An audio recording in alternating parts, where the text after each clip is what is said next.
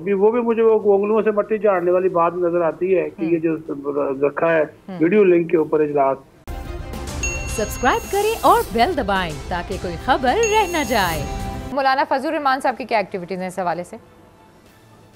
मौलाना फजल रहमान ने ये किया जी, 11 तारीख को नवाज शरीफ की दरखास्त पे वीडियो लिंक के ऊपर PDM का सरबराही इजलास बुला लिया है, जिसमें जो है वो नून लीग की सिफारिशात के अदम एतमाद, लॉन्ग मार्च मुश्तरका करना और पीपल्स पार्टी ने जो अपनी रखी है कुछ तजावीज़, उनके ऊपर गौर करना है। तो अभी वो भी मुझे वो उंगलियों से मट्टी झाड़ने वाली बात नजर आती है कि ये जो रखा है वीडियो लिंक के ऊपर इजलास। बाकी मौलाना अपनी जो सियासत है वो बलदियाती वो ठीक कर रहे हैं। उधर जाके देखे ना, वो खैबर पख्तूनख्वा में उन्होंने पूरी एक कैंपेन अपनी चलाई हुई है।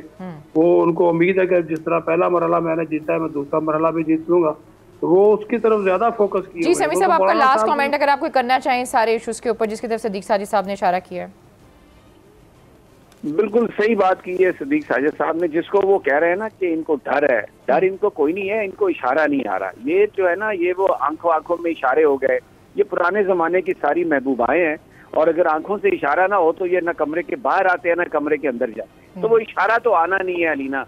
वो तो इमरान खान ने 5 साल अपने बजाय लगता है कि पूरे करने हैं, बाकी पॉलिटिक्स पे कुछ भी हो सकता है।